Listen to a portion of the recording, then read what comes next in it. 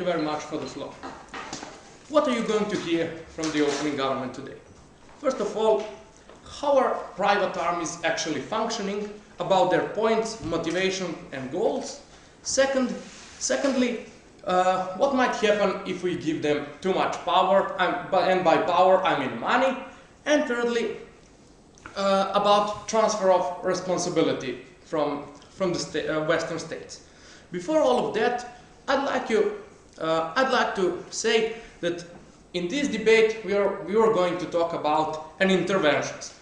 By that I mean when Western states are going to intervene in some area, etc. We think that this is our debate today. So we think that the Western states should not use private armies when they're going to intervene in some areas. Why?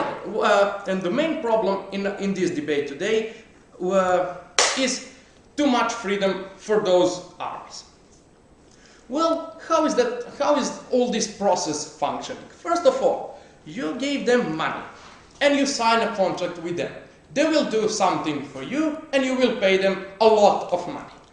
Why is that problematic? First of all, because they are not going, private armies are not going to sign those contracts if they cannot have a whole control in their actions. So you won't be able to interrupt them. You will just maybe be able to get some information about what they are doing, but you won't be able to have your own command in these actions. And that's really problematic, as I already said, because we're giving them too much of freedom. My first point here, functioning of the private armies. First of all, what's their motivation? Well, as I already said, their main motivation is money. Why? Because they are doing something, they got paid, and if they have more money than other company, they will be able to have more weapons, etc., and they will be the best on market of private armies, let's call it that way. What's their point? The point of private armies is to end their job as quickly as they can. Why is that so? Because it's logical. They don't want to waste much weapons, much of their men, etc. So they're going to do everything to end those actions as quickly as they can. Why is that problematic now? That might lead to more aggression than if some state did that action that itself. Why? Because those people care less when they are in action. Why is that so? Because they are controlled only by their leaders, and they do what they tell them to do. And as I already explained, their goal is to end it as quickly as they can. So they will not really care about number of victims of what they done. And as I said previously, they don't have. We don't have any, as a Western state, we don't have any control in this whole process. And furthermore, later please, and furthermore, they're less likely to be prosecuted because you don't actually know their names, you don't actually know their identities, etc. You know identity of probably one person who signed it with you, and it's probably going to be some anonymous guy. So we think that it's harder to prosecute them, and when it's harder to prosecute them, and when they do only what one man says to them, we think that it's going to be, they are going to be more prone to kill whoever they find in their path, so they can finish the job as quickly as they can. Nextly, before I continue, if you want a question. Yeah, the most efficient wars aren't the ones in which you kill the most people. You can see Vietnam for that. The most efficient wars are the ones in which you're the smartest about what you're doing and you have the biggest tactic. Private contractors are the ones that have the most expertise in the field. Well, it's not, because they're doing to finish not the most efficient way, but the fastest way. because they'll be able to do another job. If they finish a job for a year instead of 2 years, they will be able to take another job, finish 2 jobs, and take twice as much money as they would if they did it in most efficient way. So next thing I'm going to talk about is what can happen if we give them that much money. If we give that much money to private armies, they are more able to start conflicts in some areas that they know that they are more likely to happen in those areas. By that I mean countries can start conflicts so they can sell weapons, etc., etc. But we think that private armies are way more inclined to do so because they have more profit of that. If they start a conflict in some area, they will be probably asked to help and to react in this area, so they can earn more money on that. So we think that it's problematic on a couple of levels. First, as I explained, it's more likely to have more victims without any reason. And secondly, they're probably not going to start conflicts everywhere around the world, but as I explained to you, they're more likely to do so than the state itself. So what basically I brought to you today.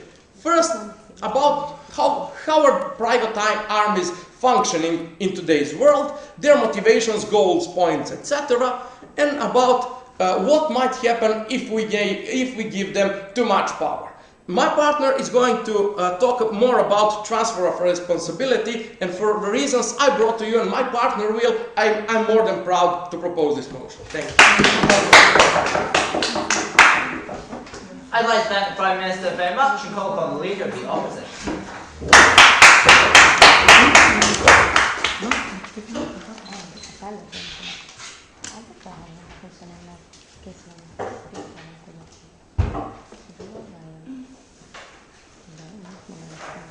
There's a labelled speak from there a bit. I think that's so you'll be in the camera. I don't know how much you want to be, but I'm just going to mix it really quick if you want. Yeah, whatever. There's a beautiful back.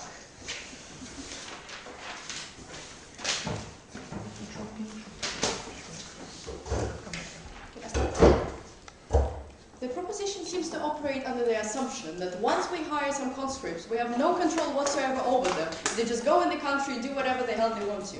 I would want to remind your proposition that 70% of army, which we're going to have, is probably going to be state army, which is there by contract there, which is not owned by private sector. And probably most of the officials that are going to be there, which actually lead the country, such as generals and marshals, are going to be hired by our government. And we know exactly what they're doing, and we can easily prosecute them. And they are the ones that give orders to private armies anyway. So we don't see why any of the harms that we heard stand. So then we heard that, well, they probably want to finish as quickly as possible. We don't see that as a harm. I mean, as quickly as possible is as efficiently as possible. It means that less and less civilians are going to be harmed by the war that we actually started fighting. And the problem is, as soon as you walk into a village and start blowing up people for no reason, you're going to have 15 other guerrilla groups, which is going to drag war as long as possible. Therefore, it's very unlikely that they are going to target civilians, because targeting civilians would make the war as long as possible. Therefore, your points do not stand, and I can go to my substantial. My substantial is simple. Firstly, I'm going to briefly touch upon why it's unfair to people who are conscripted, and Laurent is going to expand on that.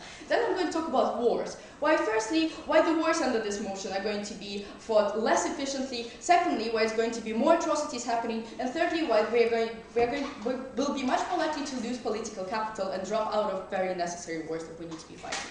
First, why is it unfair to people who are conscripted? In order to fight a war, and I mean, we have to assume that, you know, if a president of the US wants to go to war with someone, he will go to war with someone, even though there may be not enough people fighting. So he needs to get a large enough army in order to enter a conflict. So if you're not hiring private mercenaries, you're going to be hiring someone else. Usually in US Army, what you do, if you go to schools for, where people are not really successful, or you go to more deprived areas, or you go to areas and make people feel that there is nothing in their future, you make them feel like, well, you're not going to get hired anyway. You can try your best into going into Afghanistan and actually becoming a war hero, and then you have something to show to your peers. So that's what we usually do to people. And usually those people who go in the army are those from deprived areas that think that there is nothing else they can do with their lives and think that being a war hero is not the worst thing. So they're young and unexperienced. It's very important for all the wars I'm going to be talking about next. Now my second point. Why wars that we are going to fight now are going to be less efficient? Well, first, very obvious stuff. So people who are probably be conscripted now are going to be less experienced than people who are private mercenaries. Because, well, we already know the beauty of capitalism, that people have competition over who is the best mercenary company, so they're going to have the most trained people possible, they're going to have the most experienced people possible. So these are people who, first of all, know how to detect, a military object rather than a civilian object, first of all. Secondly, there are people who know how to use military weapons, that probably have experience in other wars, who are less subject to fear, less subject to disguise, and less subject to trying to destroy the war in which they are fighting. So now these people who are conscripted, they have A, no training, B, they don't know how to use weapons, and 3, they don't really know how to control their emotions. Therefore, these people are much less efficient at fighting wars. And if we're inefficient at fighting wars, then all of the civilians living in those areas are going to be dragged on in the conflict for ages and ages long, for as long as the war is going to drag on, and that's a massive harm on their side of the house. Secondly, why it's going to lead to less atrocities. That's a bit of a more complex one. So in a war with conscripts, you have to motivate them somehow. So people who are private mercenaries, they are already motivated enough by money. Secondly, they probably have enough experience. And thirdly, they really like war as itself. So when you're motivating conscripts to fight, you're trying to make them as efficient as possible. So you're trying to motivate them by threats. For example, you're saying that if we don't attack this country, then this country is going to attack us. Or you motivate them by love to their nation. Or you motivate them by dehumanizing other people, like it happened in Vietnam. When people entered and say they're all Viet Cong, and this My Lai village, they're all full of Viet Cong, and you have to destroy all of them, because otherwise they're going to go to your country and kill your girlfriend and, torture all the friends that you know. So this is reason number 1 to commit atrocities. So these reasons are fear and disgust for those people, which happens out of dehumanization. So largest amounts of atrocities that happen in Vietnam, it was happened by unexperienced conscripts. They don't really know what they're doing. First of all, they cannot tell a civilian from a non-civilian. So they don't really know if a person in front of them is actually a terrorist or not a terrorist. So they're just killing everybody that they see. Well, secondly, they're much more likely to feel rage, and because they're motivated by the fear and the love for their country. So they're much more likely to feel that those people in front of them are horrible people. So they're much more likely to commit rape, to commit torture, and to actually attack non-military objects, thinking that these people are terrorists. Which is not the case with private hired mercenaries, because when we hire mercenaries, then these people are experienced. They know how to tell good from bad. Secondly, they're not that emotionally driven, because their motivations lie above everything that we're talking about in young and experienced conscripts. And they will not shoot a civilian, therefore less atrocities are going to happen. Therefore less, obviously, civilians are going to be harmed, then less guerrillas are going to be formed as a result in those countries, and obviously less human capital is going to be lost. Before we move on, yes? Yeah, what about another quality which is important in war? It's called loyalty. Don't you want to know who's fighting next to you, who's giving your life for your home country too? Okay, the thing is, they are also probably American citizens. So it's another private company which is hiring American citizens, and they probably also want to, protect America. I'm sorry for using America as an example. I just like, picking one thing. So the thing is, so you are an American state, and you want to hire people. There are some people working for you for the government, and some people working for private companies. They're still all American citizens, and they still all want to defend your country, and they're still obviously loyal to you because they're still within that country. Now, thirdly, fourthly, drop out because of the loss of political capital. Now, the problem with wars such as Iraq is the way that we entered them, that we threw away the government, and then we didn't have any other political capital in order to continue doing whatever was there. Because all the people within the country just said, get out of that war, save our children, we don't want our people to be in that country, just get out of it as soon as possible. Therefore, we dropped everything, whatever we were doing, and they just went back to America, because we just didn't want to fight anymore, because people didn't want to fight anymore. And that's the biggest problem.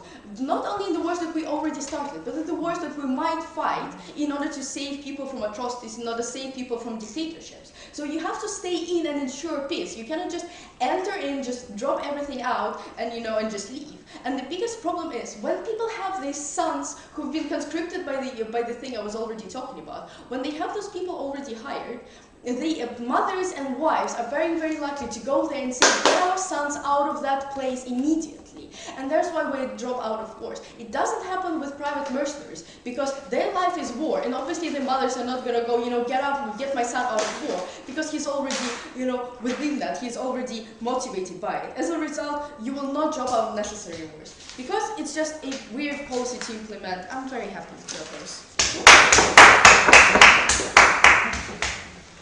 I'd like to thank the previous speaker very much and welcome the Deputy Prime Minister to continue the case for open government.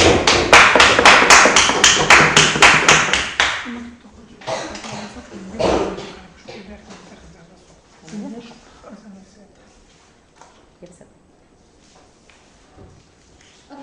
Thank you, Mr. Speaker. We have a contradiction on the side of the opposition, which is claiming that their whole story is based upon the fact that this is a job just like any job that needs to be done professionally, and then they tell us that yes, we will be allowed to actually interfere with this.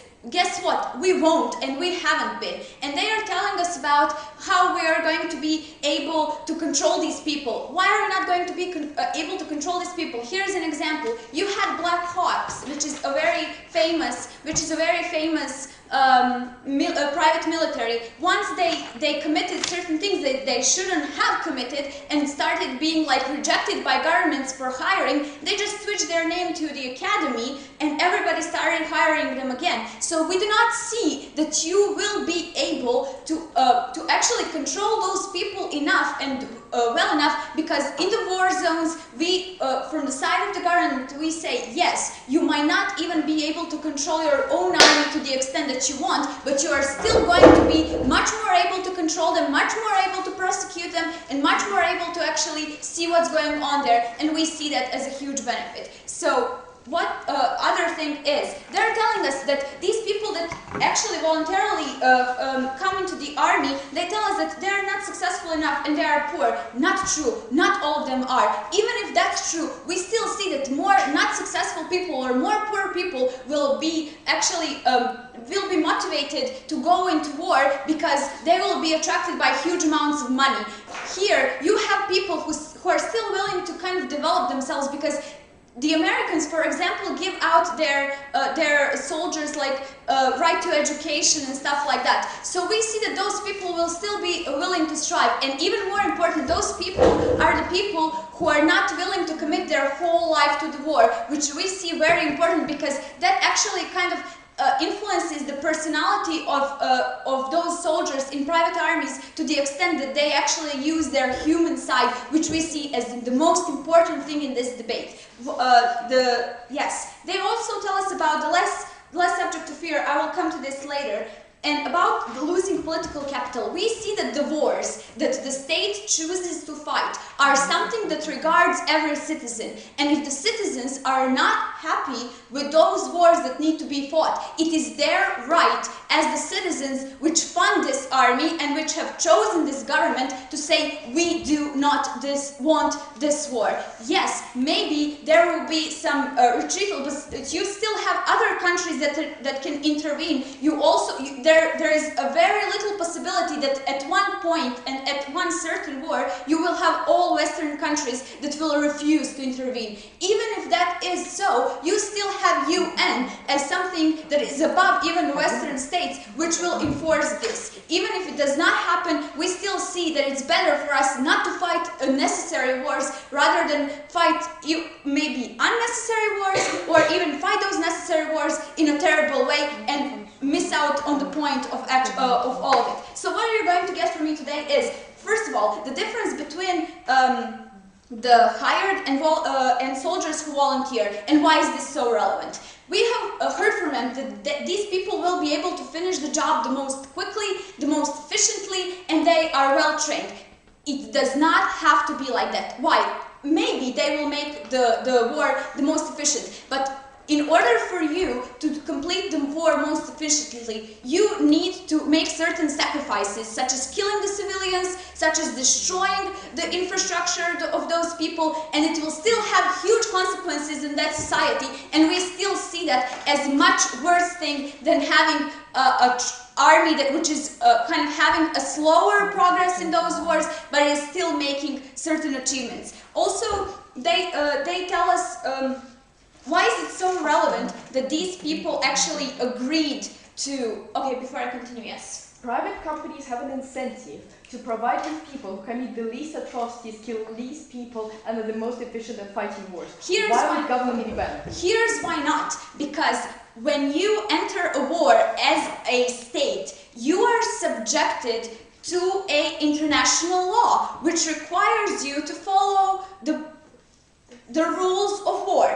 We do not see that those rules of war will be that applicable to these private armies. Like we have previously explained, most of those soldiers probably signed certain contracts of, I don't know, not telling everyone what happened. Those people are motivated by money, and if that company is paying me, I am pretty sure I am not going to get out to public and say this is what they have done, because then I will lose my job. What's the difference between that and soldiers? People who fight for their own country feel like they have certain bigger interests besides money. Those people will return home as war heroes. Those people will be appreciated. Those people will be thanked by other people who have saved them. All those are senses of accomplishment which are much more important to you, even if that... and that also includes you being emotional. We do not see that emotional is bad, because you need to sympathize with the people that you are actually trying to help, and not be just a killing machine or the most efficient machine. We see that it's much more important, and later on, when you actually get to the part when the war is over, we still feel that it will be much easier for Western countries to establish relations with people, with the states they have intervened in, and you do not have such a terrible like opinion of them, because even though you hire those people and they commit certain things, you are much less held liable, but you will still have to.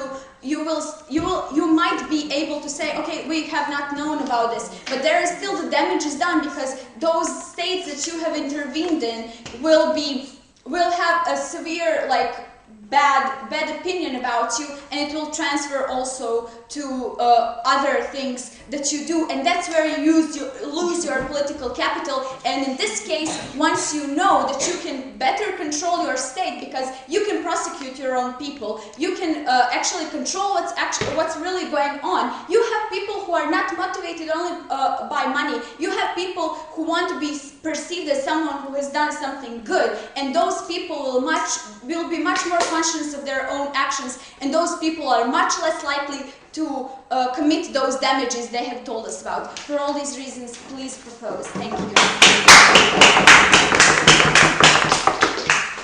I'd like to thank the previous speaker very much, and welcome the Deputy Leader of the Opposition.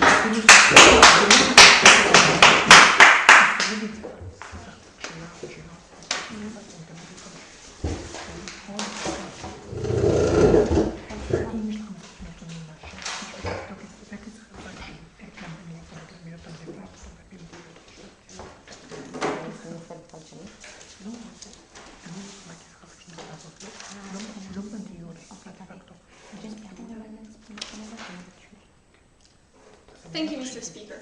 In my speech, I will talk about what will happen in a country that wants to fight a war without it having private contractors in its army. But first of all, I will bring 4 points of rebuttal. So my first point of rebuttal is about this thing about giving too much power to private armies, and it's a very ridiculous idea that we will start conflicts and that there will be no rules of war anymore.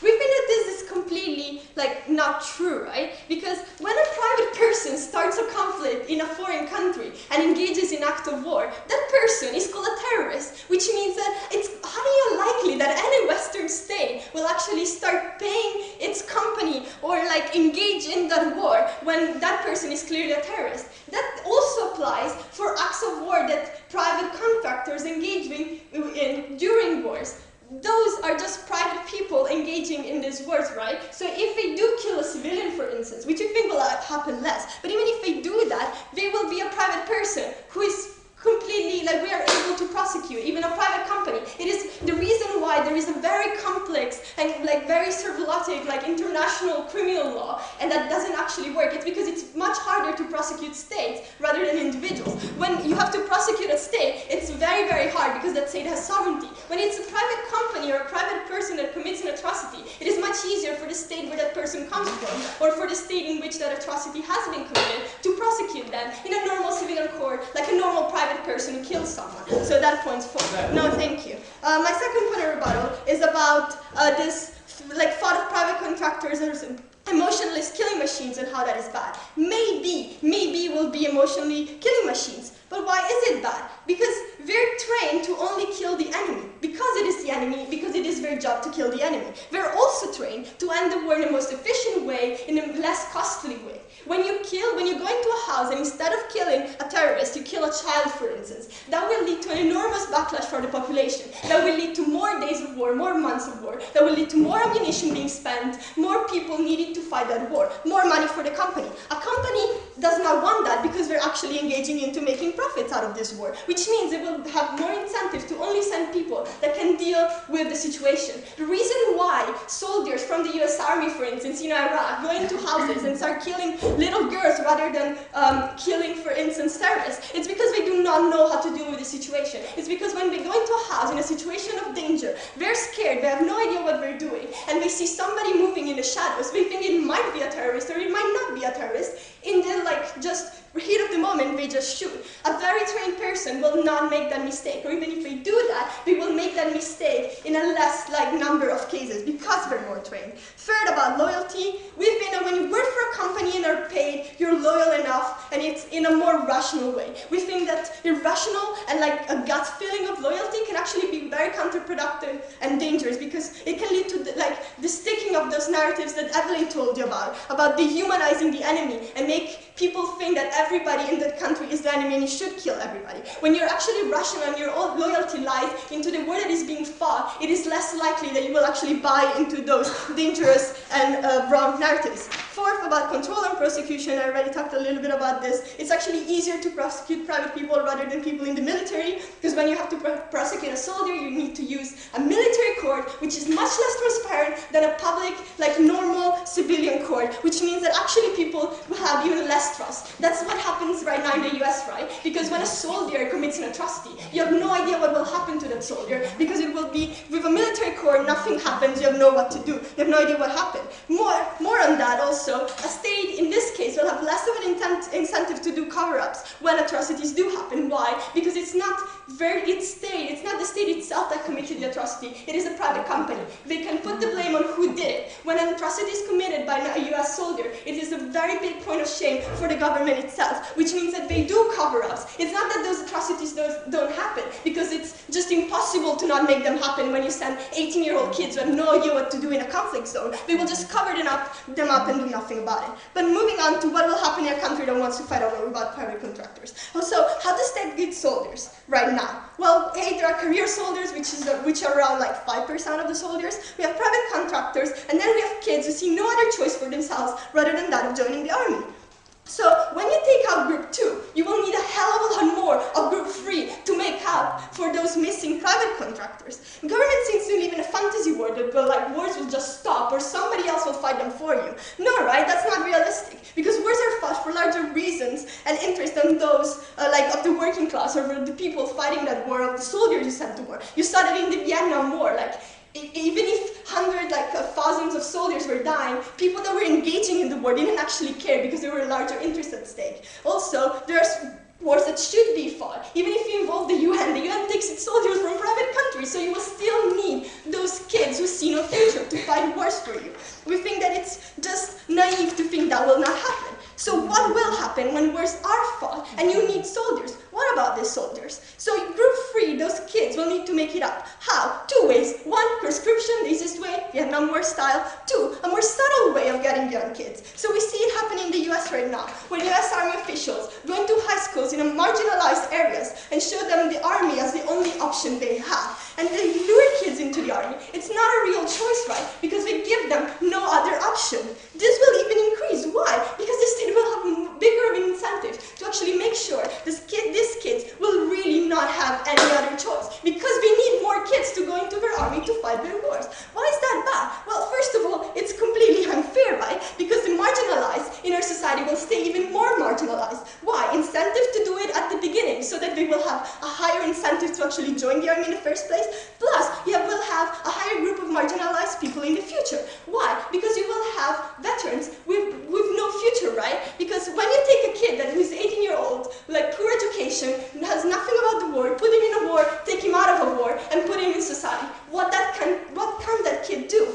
We think that that is a huge harm, not only for the kid in question, but it's a huge harm for society, because you lose productive young people in your society that could contribute to the economy in your society just to fight wars for you, when you could hire much more efficient private contractors that could do it, who actually want to do it and are trained to do it. Plus, you will have the cost of like welfare and rehabs for all those people that will come back. Whereas when you have private contractors that do it, like you pay them, but at the same time, it is actually their job, so they're actually there to do it for real. So because all the benefits on PROP just aren't true, and because it will lose to worse wars and to more like kid soldiers, please oppose. And this kid's like 18-year-old plus.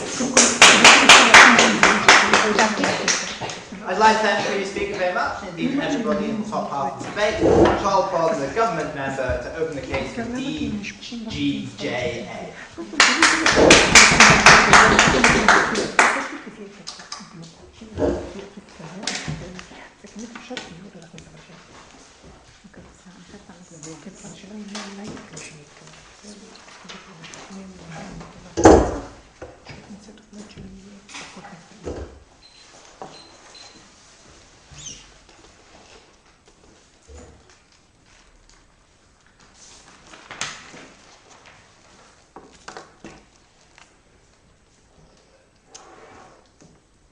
Thanks for the floor. So first, I think we all in that room agree that wars, for lots of reasons, are a really, really bad thing. And we, on those side of the bench, we want to, if we have to fight wars, then that they have to last as short as possible, that they have to be as less violation and as less hurt of people as possible. And I think for some reasons, this goal you reach better when you follow the government bench. But when I come to our big extension, why it is good to give a war a face. Why it is bad to have soldiers, to have these mercenaries who are faceless and with whom people don't feel empathetic, and which will lead to longer wars. I want to do a little bit of rebuttal.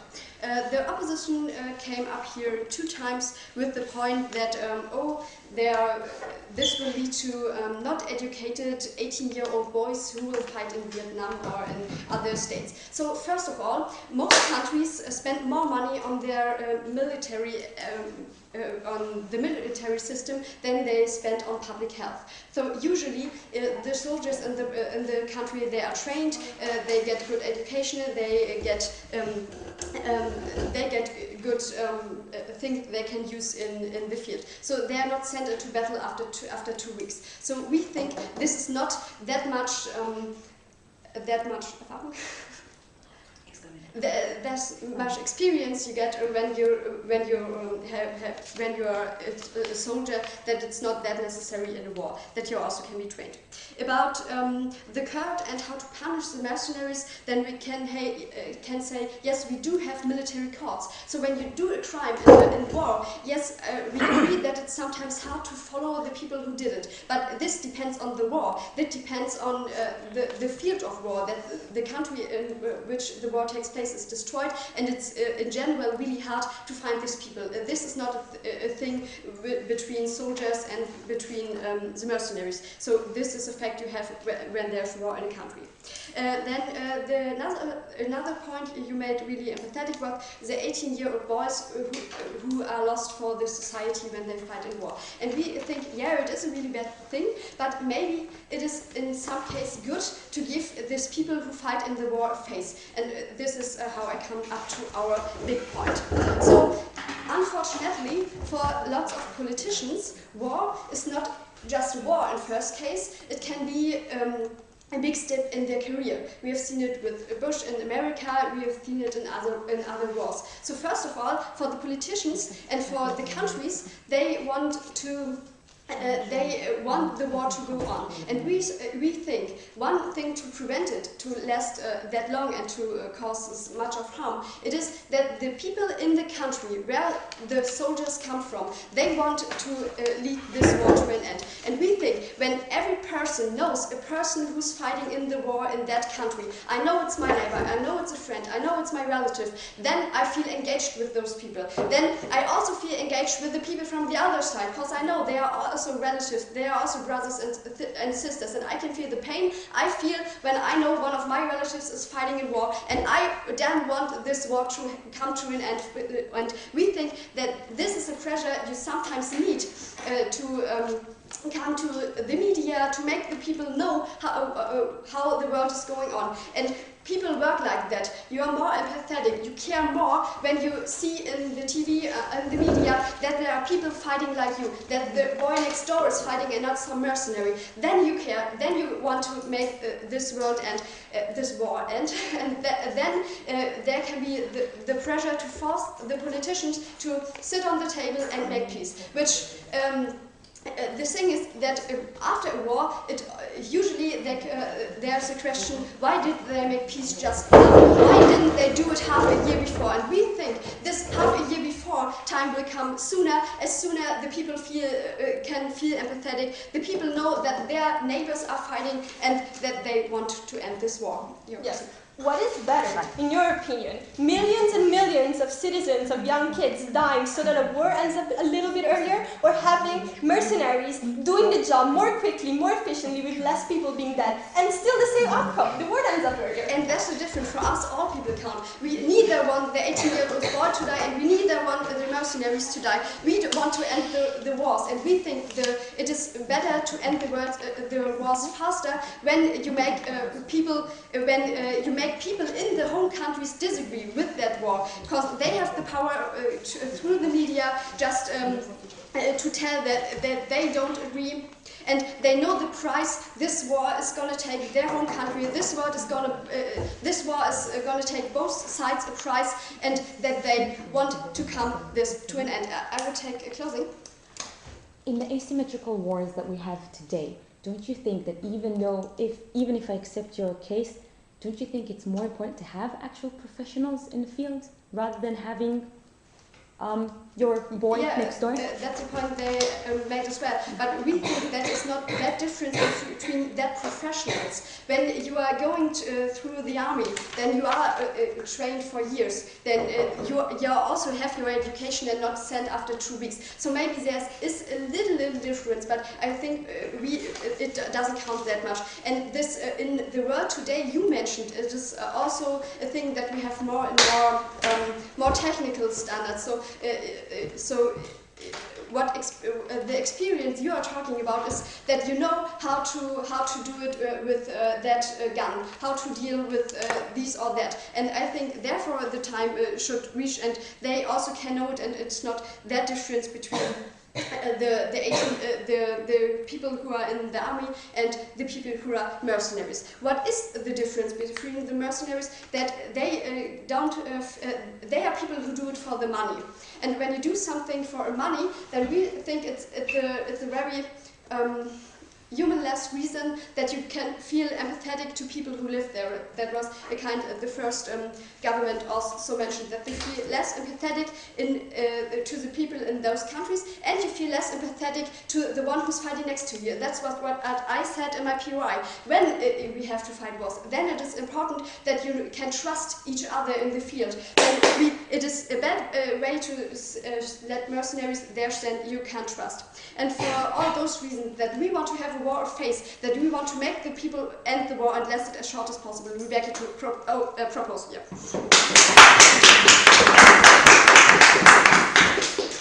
I'd like to thank the previous speaker very much and call upon the opposition member to open the team behind him.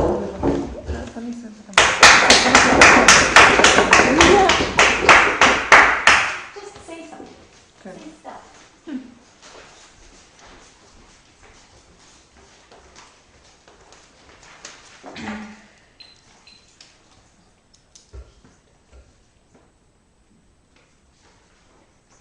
May I? We think there's a huge problem with what Prop is saying, because what they're really finding very difficult is to define the criteria by which they separate a professional soldier, whom, let me remind you, we pay and he goes to the army for money, and a mercenary, as we call it, or what we like to call a contracted soldier and a contracted professional soldier. We completely agree with First Up. We think they did a great job in explaining why we need, what is good about those contracted soldiers. What we're going to bring you is two main questions that I think were lacking in their analysis, which is, firstly, are the soldiers really unqualified to do those jobs? And secondly, what kind of wars are actually that we're going to are actually making us use those kind of contractors, use those kind of professional contractors? Because I think there's an agreement across the bench that yes, when you're contracted, you're more professional, and when you're a soldier, you've got other qualities, let's say. So, well, before I'll get to my point, I'd like to talk about a few rebuttal points. Look, as I said, what we find a major problem with First Prop is that they're really finding it hard to define the criteria between a professional soldier and a contracted soldier and such.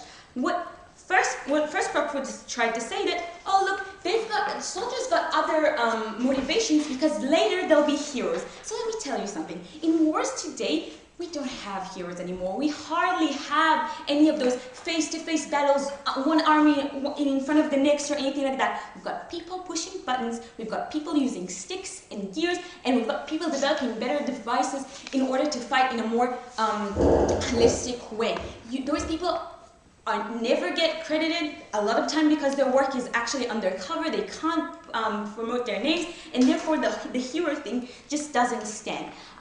What Second Prop is trying to say, look, at the end of the day, it's the loyalty to your comrades. And I agree. And I think just the thing of the loyalty to your comrades really actually tells you that there's no real difference between this contracted soldier and the professional soldiers, because they still work in a unit. A lot of time they work in an organic unit of the army. They work for much longer time than the soldiers that are actually in the field that are going to a mission for a few months. And therefore, they actually have that loyalty to the comrades, even if it's not the brotherly arms that we learn to accept, but something that happens on a professional level. So we don't see how that's anything of a problem. And also a main problem with Second Prop is that what she's saying basically, look, there's no difference in the training between the two soldiers, but there's a difference in our reaction. So you're saying it's going to hurt me more when I see a boy in uniform rather than I see a boy in the uniform of the company. You're saying that there's some major difference in the public outcry that there's going to be when we lose 50 soldiers and when we lose 50 contracted soldiers. I don't see how that's going to happen. I would really love for you guys to explain it to me, because I think that death in the Western democracies is really sad either way, and we tend to react to it in a kind of the same way regardless of who really dies. I can tell you from a country where civilians die, we actually tend to care more even about civilians that die rather than soldiers, because we've got this ethos of soldiers are actually there to protect us, while civilians didn't necessarily have to die. To get to my positive, look, there was a question that was left kind of unsaid. Look, are the professional soldiers really untrained to do this? Well, it's just that the army, it's not that they're not trained, and this is answering to Prop 2, and I think Prop 2 is wrong. I think there is a major difference in the training, because look, a normal army is just not built today to do that professional work that we're talking about in contracted soldiers, because you get a lot of broad training. You spend a lot of time on soldiering, like the morning routines, the evening routines, all that kind of stuff. You do a lot of physical tests, even if it's not relevant to your work. And these are just two examples of tons of training you do that isn't necessarily relevant to your profession, which makes you a less professional soldier at the end of the day. In the army, you only stay for a limited time because a lot of times you want to go to university and you're only using this as a stepping stone to get out from your position. And therefore, again, less time, less focused, makes you a less professional soldier. And why do we need those professional soldiers? Because what kinds of wars are we talking to? And first, what I actually started saying is, we're intervening in a civilian territory. We're working in asymmetrical wars. Okay, we do need those more specialized instructors.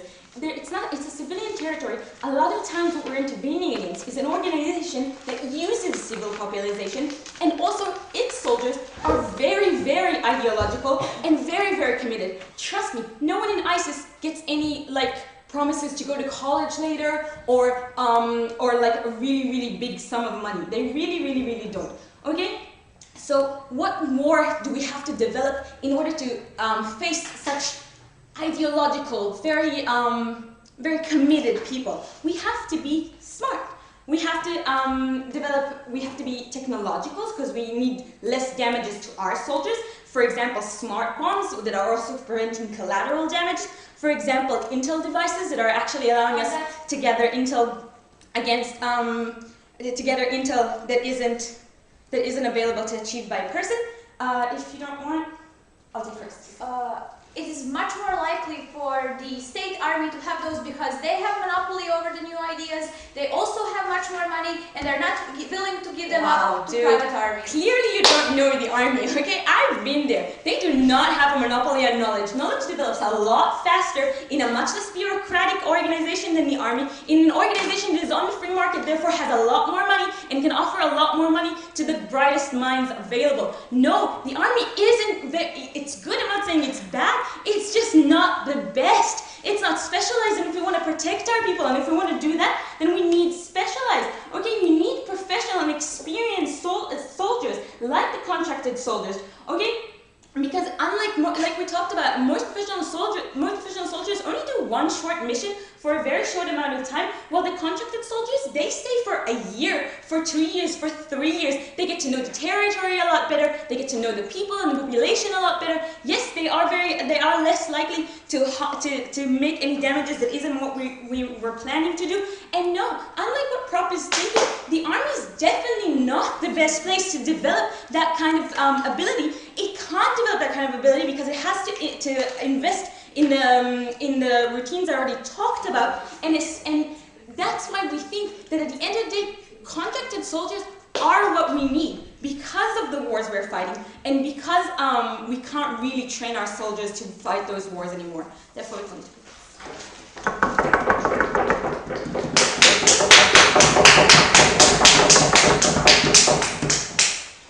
I'd like to thank the previous speaker very much for their fine remarks and call upon government witness to make the case for government now.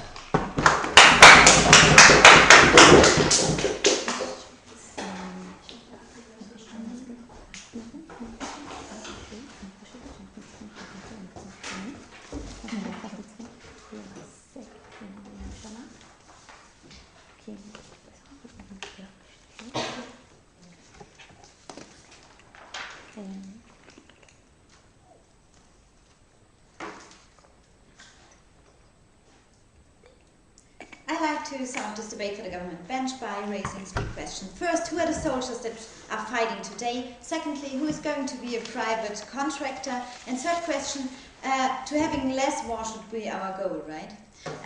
But first 2 points of rebuttal. We just heard from the second opposition, well, we, as the second government, didn't explain the difference in the reaction by the people if a soldier or contractor dies. Well, first of all, you should have listened to your first opposition, because they already claimed that there is a difference and that it will harm actually the states, because it's not easy anymore to go to war. So we actually heard from your side of the house that it's no problem. But I'm going to give you a little bit more of explanation. For example, the media will tell us if young Americans are actually, I'm continuing speaking about America because this, great example for the whole case. When Americans actually fall on the field in foreign countries. Of course they do, because the people are interested if Americans are going to die, right? But if there are just some employees of some company that might even be abroad, why should the media actually cover that up, right? So we believe it's pretty obvious that it's more media attention to actually young Americans dying than to some other guys. Besides, there is they are flying back the coffins of our soldiers, there are big funeral celebrations, all kind of stuff. So we really embrace actually our soldiers. So of course we have a lot of empathy towards that, and we believe, of course, the burden will be a lot higher if we actually have more of our soldiers dying instead of some other guys. The second thing you said that made me what's kind of funny, because you said, well, as of right now we have more asymmetric wars, and then you said it's just about pushing the button. at the bottom. And then you said, on the other hand, we need a lot of specialists. But why do we need specialists in order to just just push a button? I don't really, like that's kind of confusing. So now let's talk about real situation. And for my first point, who are the soldiers that fight today? We believe we heard a misinterpretation from the first opposition when they told us only young, unsuccessful pupils who are unexperienced. Tina already told us that they are not only trained for 2 weeks, that they actually have a great, that they have a great training in the military, right? So it's not like in the 20th century anymore where you have only stupid soldiers who can just die for a couple of days and afterwards there's the real combat. No, today, of course, we need soldiers. They are well equipped. It's costly, right? So it costs the military a lot of money to fly them into other countries. So of course they don't want that they're being killed right away. That would just be stupid and insufficient. But of course it's not like that. So we believe that the state cares because they are well trained and equipped. But what is the great thing about military? There is companionship, there are checks and balances, and of course there's a hierarchy. And we believe this is very important, and it's exclusively to military, right? Because a private company doesn't have all that. Tina told us there's a soldier next to you, which is like your brother, because you know that he also knows the same rules, he also had the same training as you, and if you look besides you and you see your brother, like your soldier, that you're fighting with him for the same idea, for your same country, it's a huge different story than you just fighting for someone because he gives you money and next to you is another guy who also wants money. It's not like the connection between the soldiers as strong as we see it in the military, and we believe this leads to the checks and balances. For example, we believe that there are certain norms, like they will control each other towards misbehavior, right? Because they are trained in the same way, they know the same hierarchy, they also know the same morals and the same standards they stand by because they're trained together, and that's all that they heard during their training. So it will be less likely that they actually cross the boundaries, because if they do so, there's a brother next to them, and the brother is more likely to tell them, well, what you just did was completely wrong, besides some other guy who's just getting paid by the same company, right? So we believe it's less likely to have crimes. Second point, who's going to be the private contractor? Well, again, misinterpretation of first opposition telling us, well, they are less likely to make mistakes. Instead, we believe there's a strong incentive to actually hide mistakes because the company wants to be hired in the future. And we believe people who really like to fight and kill will actually join those private companies. But without all the values I talked about, with all the reason, without a loyalty to each other and to the country, and we believe this is very wrong, and you could say they are more like killing machines. And we say this lack of loyalty Tina talked already about could lead to desertation, so that they're just running away. It could lead to spying, all bad stuff. So we say it's an old model in history, but we don't need it right now, because today we have a democracy, and today we have the people that shall decide, and we say the people have to know the price, like Tina pointed out. They have to know what's the price, like how many guys come back in a coffin, and not just hiding away because it's some company doing the dirty work, right? We believe it's important that the people in the society actually can choose and decide, and they only can do it if they know the truth. The truth being our sons, our brothers have to fight for us, and they might die. No, thank you. So this leads me directly to the third point. The only thing that matters, we also heard that from the first opposition, the public opinion. But we turned it around and said the public opinion is, yes, exactly what we want. We want exactly that. We want that the people in our little societies actually decide if they want to go to war or not. And for doing that, they just they just have to know the price. What's wrong? At the point in which you have already entered the war, is it better to finish taking the dictator down in an efficient way, or drop out of it in the middle because there are some people crying over a neighbor's son?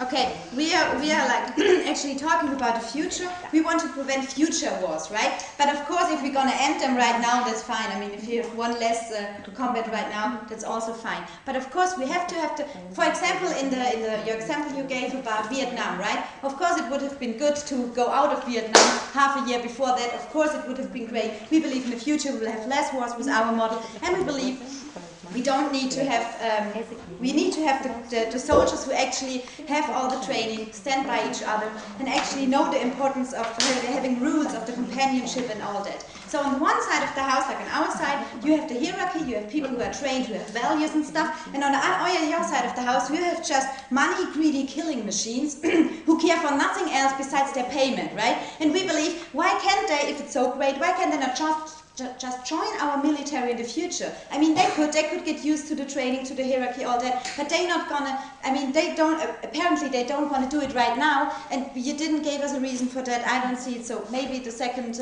opposition can tell us, if they are so pre-trained, why can they not just join the military and adapt to the rules, follow the values? We believe this could work out in the future, but we should ban it altogether if they are not able to follow our rules, because the people who die for our country should actually be people who die for our country and not for their own greed. We believe this is important, so I'm very proud to propose.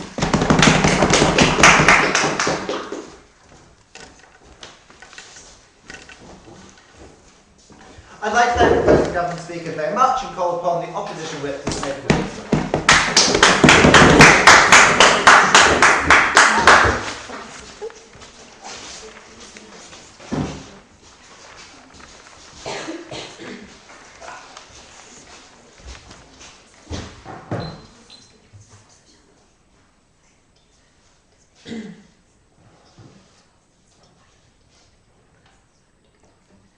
I'm going to sum this together in one main theme: the kind of war that we're having nowadays, which makes it necessary to us to use very specialized units in order for the battles to be efficient. This will be my main point. First of all, I have quite a rebuttal. We have that those soldiers contract soldiers being sent aren't accountable to the international law, which is of course not true. Those soldiers live under the Geneva Convention, otherwise they cannot be sent to those places. Secondly, we're hearing the fact that those people that we're gonna send are gonna be machine murder machine. Why? Because of the fact that they're there just because of the fact that they want money, and they're gonna be so used and thrilled about killing people because that's the fact. Now, first of all, we say several things to that. The soldiers in the United States Army, like as previously said, go get paid to the United States, and most armies in Western liberal democracies are professional as well. They just operate under the whole army as one unit and not outsourcing it, which it should, because of that I'm going to say in addition. But secondly, what leads many soldiers to commit war crimes isn't the fact that they're a bunch of sadistic people. What leads people to commit war crimes is the fact that they're unprofessional, the fact that they fear for their lives, and therefore they don't know what to do. When someone is looking at you and you're not quite sure if he's a terrorist or so your instinct is to shoot him. But when you send specialized people who have been to war much times, they have much more tendency to make the right decision because of the fact that they are already used to that. They have been much more trained, they have been much more time in the army. In addition, they say to us, oh, they're going to be incentivized just because of the money. And therefore, I ask you, why not put a criteria? And because of the fact that Western liberal democracies want the less amount of casualties, less amount of domino effect.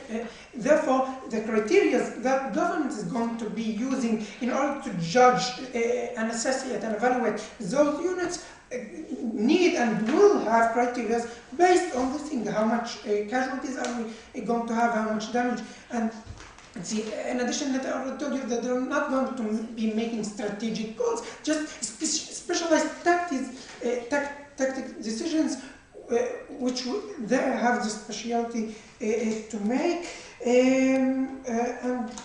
Last, you have talked in second government, your whole case is about your preference in preventing wars. And I asked you, okay, even if you don't, even if we accept that people tend to care more about people with the U.S. uniform. Why is that good? I claim that is a market failure. The amount of people died in Iraq was 3,000 or 4,000 soldiers, which isn't that much. People die every day in car accidents, and we care less about them. But the people that died because of the fact that we are not intervening in war, that we need to, just like happening now in Syria, is just the fact, because we don't want to prevent every other war. We want to prevent the war that we're not taking that decisions from the people themselves. We're just making sure that they want to be biased against every man dying. Now, to my positive point, which we net into the table, the kind of wars that we're having nowadays. But first, yes. Syria is another example, because this is a war which is fight from fundamental religious people. But in all other wars, it is more likely to pressure people to do diplomatic work when you have the media and the people at home who want to do that. Okay, sometimes you're making your whole case about that, the fact that you want to prevent war each and every time. This can happen.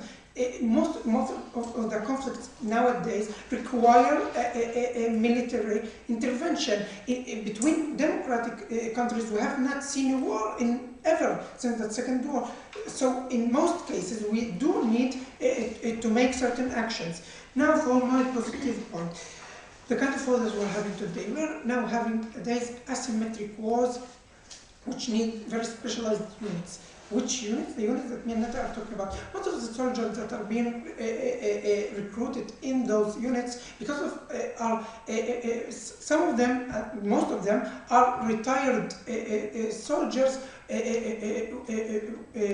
with high criteria. They are very smart people. They have shown their abilities in some units in the army, but they get much better in those units because of the fact that that's just how private market works, and you obviously don't understand it. You ask us, why can't the army do that? Oh, and I say to that, why can't the country eliminate the private sector and run everything? Because the country don't know how to do that. The armies are a huge corporation, doesn't know how to do everything, especially in the kind of war that me and Ned are talking about, asymmetric wars in which you need a specific unit that know what's happening in that country, have specialization, not only on military things, but know what's happening in this country between the people, how to make sure that there is no casual losses, and how exactly to make your tactics. What's the thing that you need? Which kind of weapon is more effective? Which tactic you need to do in order to make sure that you